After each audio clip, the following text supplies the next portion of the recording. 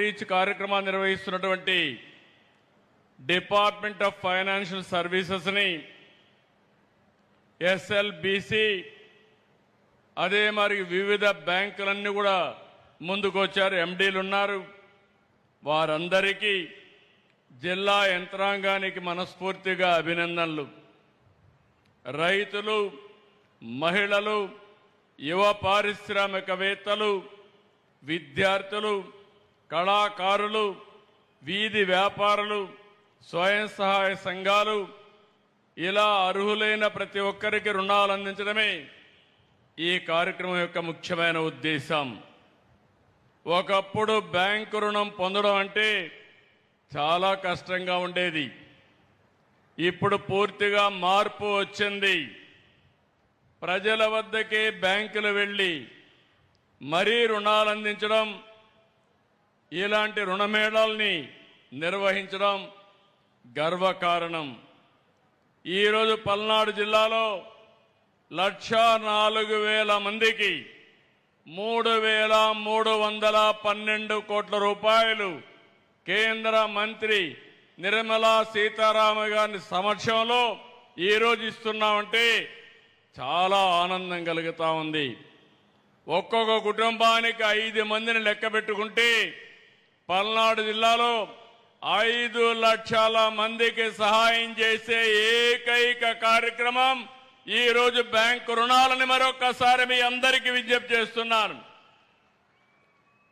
ఒకటి కాదు, వ్యవసాయ రంగం 84,893 మందికి 2,363 కోట్ల రూపాయలు రుణాలు. ఎంఎస్ఎంఈ రంగం 4,449 యూనిట్లకి 335 కోట్లు. గృహ, విద్య, వాహన, సౌర విద్యుత్ వంటి వాటికి 15,228 ఖాతాలకి 624 కోట్ల రూపాయలు. వీటిలో వివిధ పథకాల కింద ఈరోజు 2,500 కోట్ల రూపాయలు లబ్ధిదారులకు ఇస్తున్నారు. 15,000 మంది డాక్రా మహిళలకి, 13,355 మంది పారిశ్రామికవేత్తలకి రుణాలు అందించాం.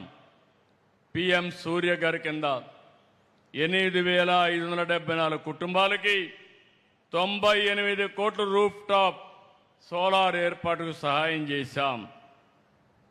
ఈరోజు బ్యాంకులు కేవలం రుణాలు ఇచ్చే సంస్థలు మాత్రమే కాదు, రాష్ట్ర అభివృద్ధిలో భాగస్వాములు.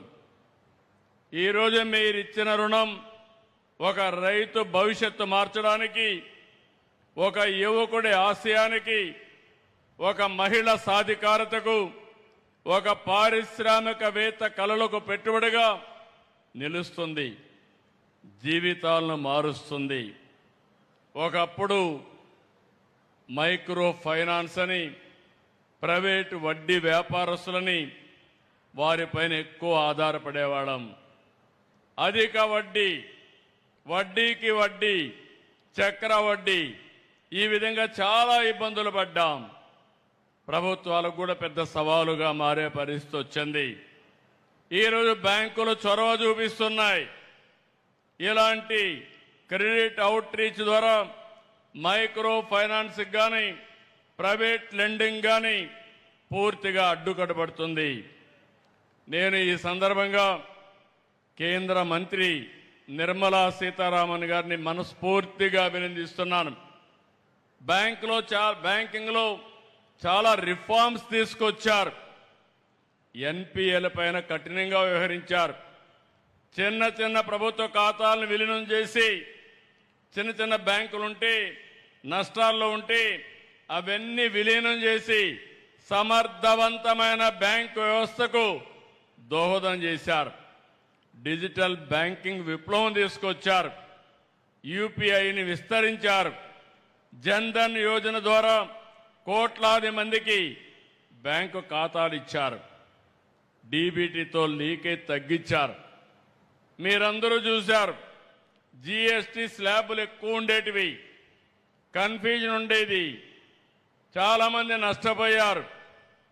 వారు చేసిన సింప్లిఫికేషనే కాకుండా రైతులకు పేదవాళ్లకు న్యాయం జరిగేట్టుగా జీఎస్టీ స్లాబులు మార్చారు. దీనివల్ల ఆదాయం పెరిగింది, ప్రజలకు మేలు జరిగింది. ఇలాంటి రెవల్యూషనరీ రిఫార్మ్స్ తీసుకొచ్చిన వ్యక్తి మన మంత్రి నిర్మలా సీతారామన్ గారని చెప్పి నేను మీకు తెలియజేస్తున్నా. నేను చాలా మంది ఫైనాన్స్ మినిస్టర్లు చూశాను, కానీ ఈరోజు ఒక క్రియేటివ్గా చాలా సమర్థవంతంగా ఈరోజు నిర్మలా సీతారామన్ గారు వ్యవహరిస్తున్నారు. ఈరోజు ప్రధానమంత్రి గారు దేశాన్ని వికసిత్ భారత్గా 2047కి